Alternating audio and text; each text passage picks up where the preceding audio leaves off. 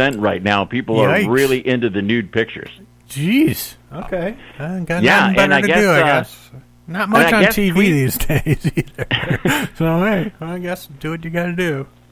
And I guess tweets using that eggplant or peach emoji are up 46%. Okay. Yeah. According to Dr. Helen Fisher, the science advisor for Match.com, says there is a connection between self-isolation and getting all sexually charged up. That's why this quarantine is adding stress, which triggers the fight or flight response, and that's why the testosterone is running rampant in both men and women, and triggers these nude pics being sent. So wait, hold on. Here's my phone. There's got to be more stuff. I'm not looking at that, dude. I'm not. Oh, come on. I'm just wanted to show you that I'm not wearing nothing in the studio now. And this is awesome. Man. I'm not even wearing my Steel Panther thong teabag thing or nothing, man. You're just being free. I get it. Out. Yeah, I knew you needed something to cheer you up. Look at that. Look at that. Oh, I'm not looking at that picture. Maybe this dual studio thing might last. All right, let's get back to the music. Coming up, we've got our Talking Real it's Metal. Smiling. What? Look, I drew a smiley face on it. Come on. I don't want to. No, I'm not looking. I swear to God. Here's Primal Fear. This is called Riding the Eagle on Rock and Metal Revival. Here's your latest hard rock and metal news on Rock and Metal Revival. Horns up, metalheads. It's time once again for another edition of Talking Real Metal. And since you're homeschooling, get them kids by the radio. Yeah, especially now. This is live. This is a real one. Yeah, this is a new one. I this is not I old missed news. out on any cowbell there, dude. What the hell? Oh, sorry, man. I'm slacking. Come on, man. Slacking. You're not making me feel like I'm there with you. Except this picture you just sent me. Anyway. You come on, you know you're going to frame that. You know you. Yeah, I might post it on Facebook for everybody to see. All right, Aerosmith are postponing their Deuces Are Wild residency concerts amid coronavirus pandemic. Everybody's canceling their stuff. Everybody, it seems like. Yeah. Yeah, I mean, and who knows when we're going to get live music again? But we will. We'll get live music again. Don't worry about it. Kiss's Paul Stanley, is my voice what it was 20 years ago? No. None of our voices are what they were 20 years ago. Mine's better. Is it? Yeah, no. Are you still doing that duet with the V? No. No? That would never A metal happen. version of Picture? No. No, that would never happen. Close Your Eyes? No? No. That's not going to happen either. Okay. All right. Well, all right. There still is 420. Good thought, though. Yeah, if it was on a 420, I might. All right, well, we'll get a hold of V. The Pretty Reckless to release Death by Rock and Roll album. It's about time that Cindy Lou Who got some new music out. I know. I'm waiting for her next The Grinch Who Stole Christmas. Yeah. With her as an adult. Yeah. Yeah. It's not, not the Disney Pornhub. one. Yeah, it's not the Disney one I'm thinking of, though. Not the Disney version. Oh, man. Hey, Kiss Breaking the Band is on Reels this Sunday night. Also, Zeppelin's on there that same night, too. Really? Cool. Yeah. Cool. Metal Church's Mike Howe. I feel very bad for all the other musicians out there that had their tours canceled. I feel bad for all the musicians out there, too, personally. All the bands. Everybody had to do it. And it's just... Jack Russell's great... What? It's horrible, man. It is. It sucks. I'm glad I'm not in one of those bands that depend on touring, because they all depend on touring. I know you guys were supposed to go to Liechtenstein. I know. This spring. Dude, our single was #1, and everything, and we had that tour planned, all three of those little bars we were going to play. Yeah. And, canceled. Canceled, yeah. All that. That would have been like $30, dude. We would have made $30. Yeah, and that would have went into the next CD production. Yeah, exactly. So it's hit everybody. All right. Some harder than others, though. You guys should get tour shirts with all those countries that you're going to go to and sell the merch so you guys can make some money. There you go. There you go. That's a good idea. All right. You should be our marketing manager, dude. I'm on it. I don't have anything to do right now. Hey, there you go. Jack right. Go ahead. Jack Russell's Great White to release Once Bitten Acoustic Bites to come out in May. I'm kind of looking forward to that. Yeah, it's all the whole album, I guess, done with done nowadays with acoustic, which there's some cool songs. Is it just Once Bitten? Is it the whole album, or is it actually the hits done acoustic? No, it's like the whole album. Yeah, it's like that whole one album. Very cool. I'm looking forward to that Zeppelin thing that they're doing. That's still in the works from what I hear. Yeah, I want to hear that. That would be good. All right, Ozzy Osbourne is donating portions of merchandise profits to Michael J. Fox Parkinson's charity. That's very cool of Ozzy to do. Definitely.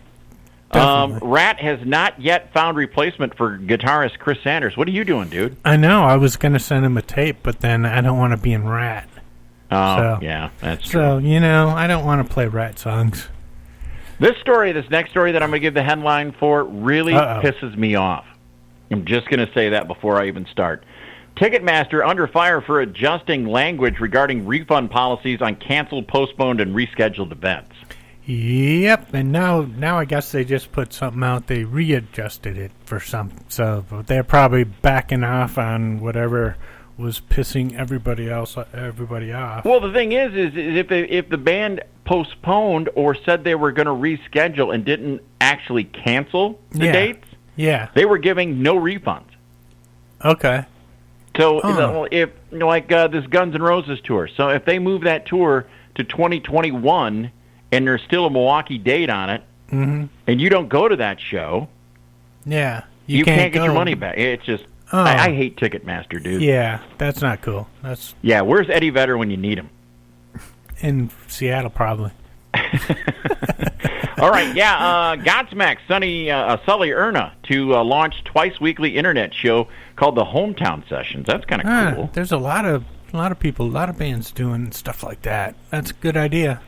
It really is. Chris Impellitteri says he was approached by Sharon Osbourne about joining Ozzy's band. What the hell? What do you mean? Where's Zach? That was about that was before Zach, and it was like after Jake. It was Jake. They were looking to replace Jake. Oh, okay.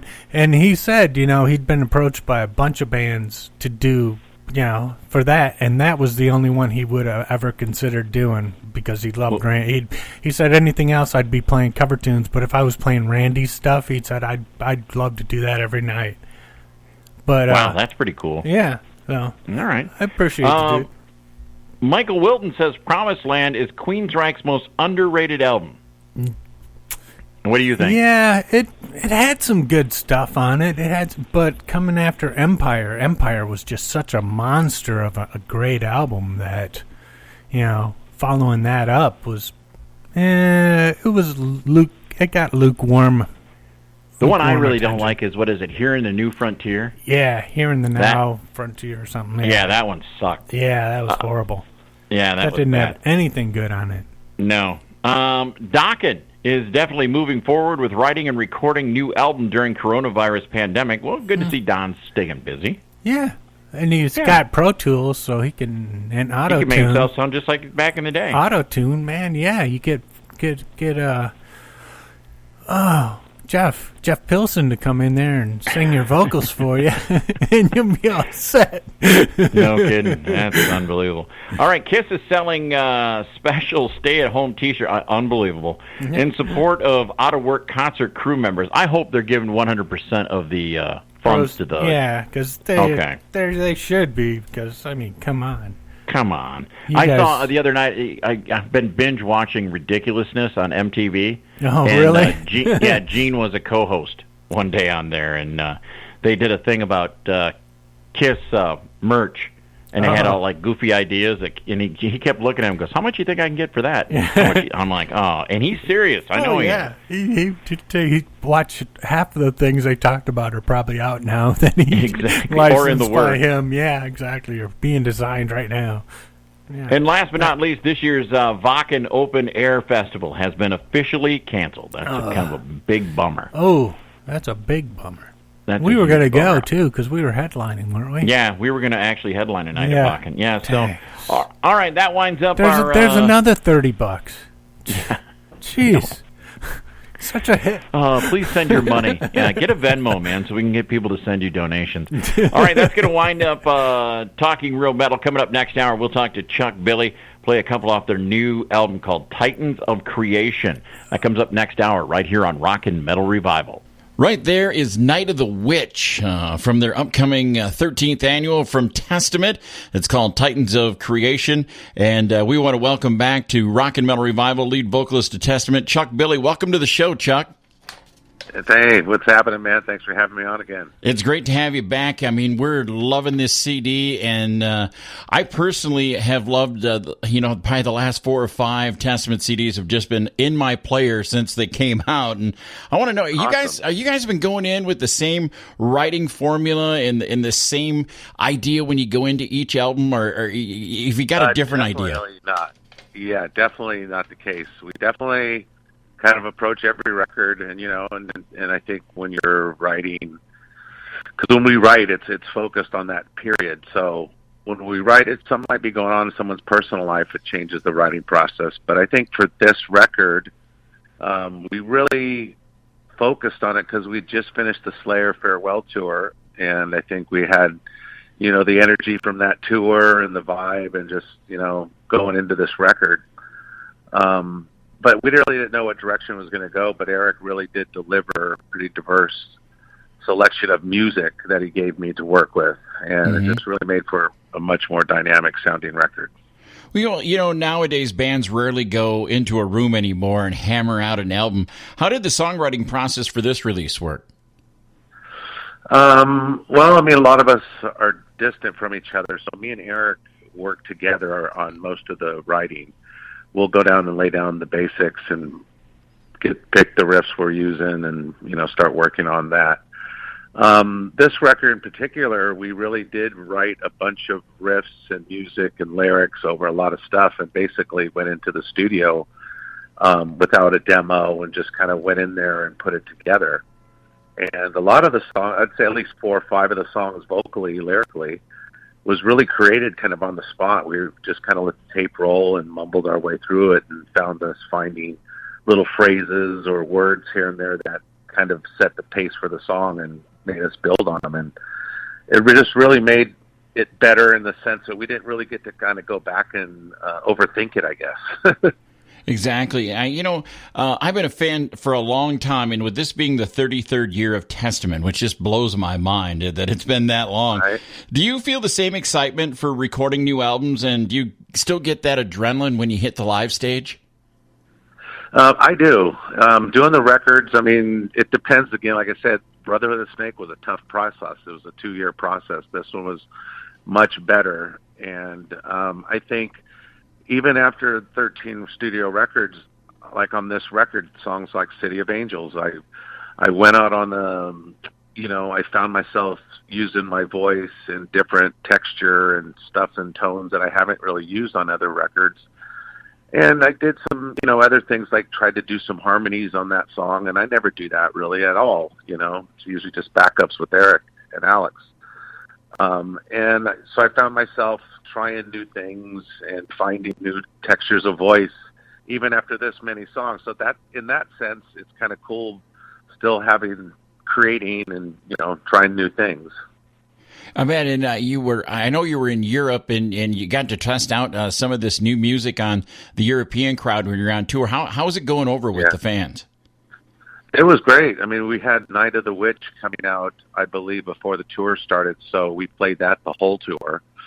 And then I believe around March 6th, Children of the Next Level was released. We started playing that in London. And the response was great. I thought for sure, basically I really said when I came out, like, you're not going to know this song, but here it goes. And, they just came out that day and they actually knew it. And we're singing the chorus. So that was a good sign.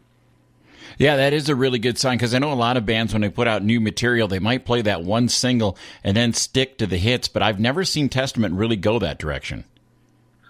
No. What's funny is that this record, and I believe like the last record, usually when you go out on tour, you'll put like maybe 2 new songs off the new record in the show and add slowly. But the last record, and I think this record as well, I mean, right out of the gate, we'll probably put 4 or 5 songs in the set. That's what we did off Brotherhood. I think we had 5 of the songs in the show right out of the gate, and it felt good. And I think that's what's going to happen with this record as well. Now, it's been pretty well known that when you came back that you contracted the coronavirus. And how are you feeling, Chuck? Are you feeling